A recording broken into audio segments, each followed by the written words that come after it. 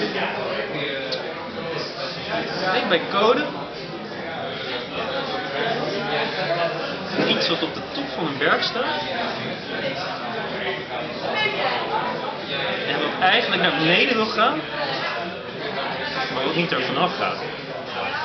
Omdat het is een code die eigenlijk geraakt moet worden, maar omdat hij niet geraakt gaat worden, blijft hij dus op de berg. Blijft hij dus op de berg staan.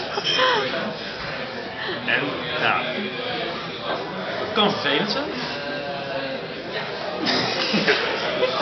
Maar het kan ook iets heel poëtisch zijn. En dat brengt gevoelens los